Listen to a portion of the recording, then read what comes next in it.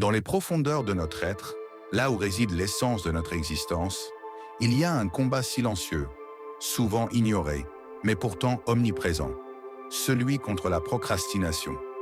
Ce démon intérieur, que nous laissons trop souvent nous dominer, se nourrit de nos peurs, de nos doutes, de nos désirs fugaces.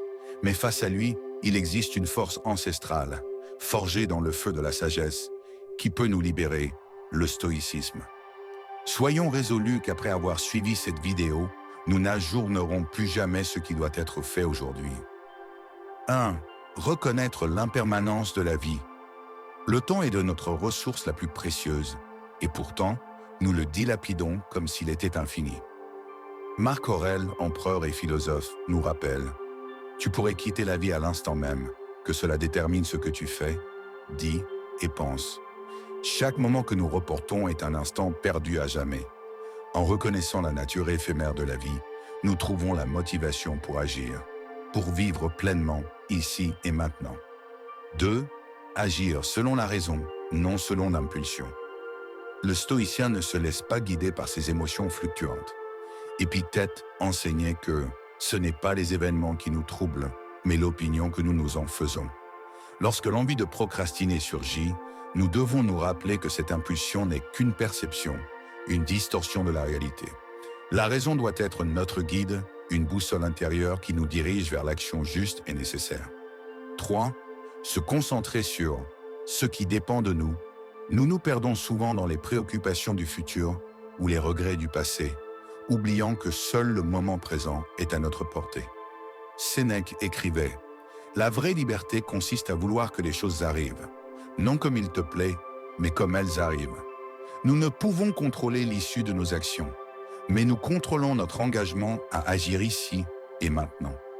C'est là où réside notre véritable pouvoir. 4. Cultiver la volonté de faire. L'épreuve est la forge de l'âme stoïcienne. Chaque tâche, chaque défi est une opportunité de renforcer notre volonté. Comme un forgeron qui martèle le métal pour en faire une lame incassable, nous devons affronter la difficulté avec persévérance.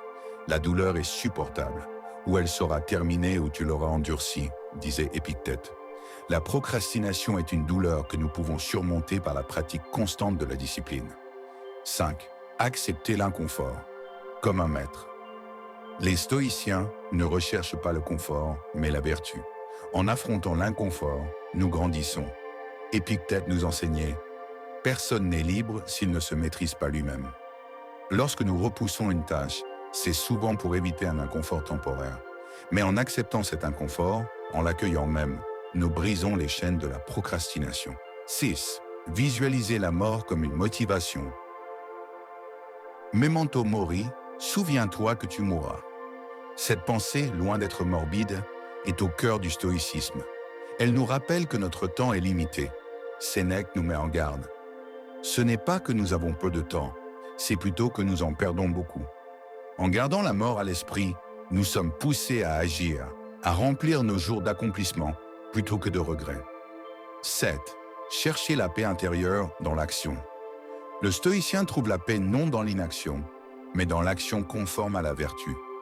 Lorsque nous agissons selon la raison, nous alignons notre volonté avec l'ordre naturel de l'univers.